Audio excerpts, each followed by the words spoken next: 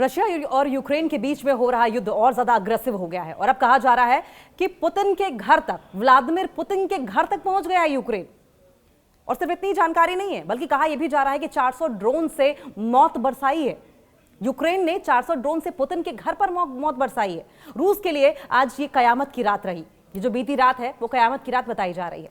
Russia और Ukraine के बीच जारी जंग के बीच शनिवार को कहा जा रहा है, सैटरडे को, कि कीव ने अब तक का सबसे बड़ा अटैक किया है। और इस बार ज़ेलेंस्की के भेजे हुए ड्रोन्स सीधे सीधे कहा जा रहा है कि रूसी राष्ट्रपति व्लादिमीर पुतिन के होम टाउन सेंट पीटर्सबर्ग तक पहुंच गए हैं। यूक्रेन ने लगभग 400 घातक डेंजरस ड्रोन से रशिया के 12 से ज्यादा राज्यों पर एक साथ हमला बोल दिया है, जिससे कि सेंट पीटर्सबर्ग का मेन ऑयल टर्मिनल, प्रमुख ऑयल टर्मिनल, क्रोनस्टाट नौसैनिक अड्डा और एक ऐतिहासिक शाही महल सीधे सीधे निशाने पर आ गए। रशिया और यूक्रेन की इस खूनी जंग को 1592 दिन हो चुके हैं। काफी लंबा यह युद्ध खिंच चुका है, लेकिन दोनों पड़ोसियों की दुश्मनी खत्म होने का नाम नहीं ले रही है। हालांकि बहुत लोगों ने मध्यस्थता करने की कोशिश की, डोनाल्ड ट्रंप ने भी लाख कोशिशें की, लेकिन सारी कोशिशें फेल हो चुकी हैं। बीते कुछ हफ्तों की अगर बात की जाए तो दोनों देशों के बीच लड़ाई और भी ज्यादा खतरनाक हो गई है और ज्यादा अग्रेसिव हो गई है। ये यूक्रेन ने पहले रशिया की तेल रिफाइनरीज को, शॉपिंग सेंटर्स को टारगेट किया, निशाना बनाकर ताबड़तोड़ ड्रोन हमले किए और जिसके जवाब में मॉस्को ने भी जमकर कहर बरपाया, जमकर अटैक किए, रिटेलिएट किया। अब एक बार फिर से यूक्रेन ने पुतिन को इंस्टिगेट करने की कोशिश की है। एक बार फिर से ज़ेलेंस्की की ओर से व्लादिमीर पुतिन को उकसा दिया गया है और इस बार यूक्रेनी ड्रोन पुतिन के घर तक पहुंच गए हैं और ये बहुत तबाही मचा रहे हैं। पुतिन के गढ़ में यूक्रेन की तबाही देखने को मिल रही है।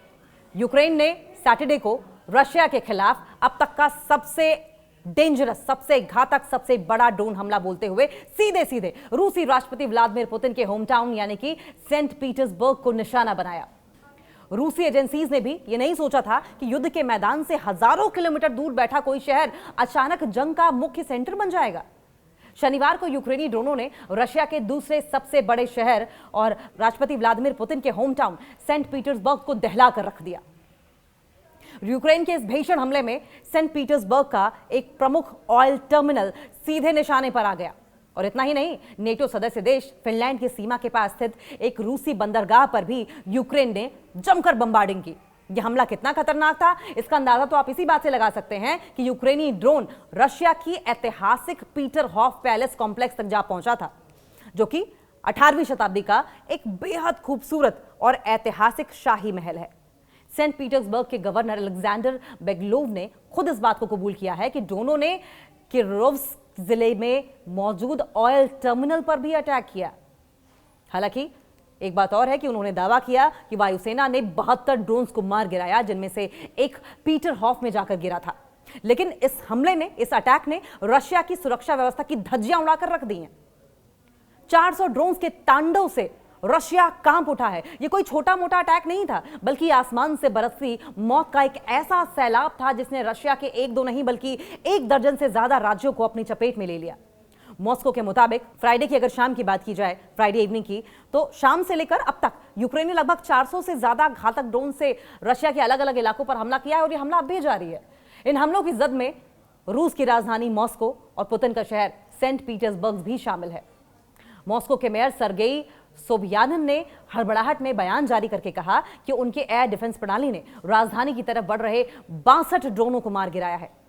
हालांकि यूक्रेनी सेना का यह हमला इतना भयानक था कि रूस के कई इलाके बाकी देशों से पूरी तरीके से कट गए।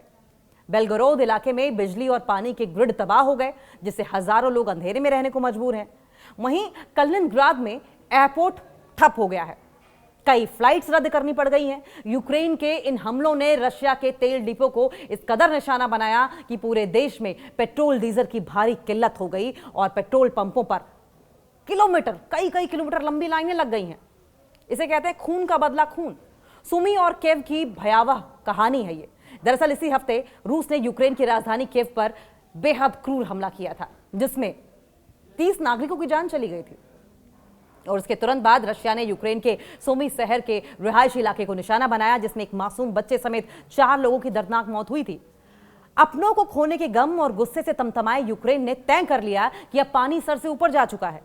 यूक्रेन के राष्ट्रपति वोलोदिमीर ज़ेलेंस्की ने यह क्लियर कर दिया, यह साफ कर दिया कि रूस की इस बर्बरता, इस टेरनी का जवाब उसी की भाषा में दिया जाएगा। और इसी का रिजल्ट रहा, इसी का नतीजा है कि यूक्रेन ने इतिहास का सबसे बड़ा ड्रोन हमला करके पुतिन के शहर और सेंट पीटर्सबर्ग के क्रोनस्टाट नौसैनिक अड्डे को बम से उड़ा दिया।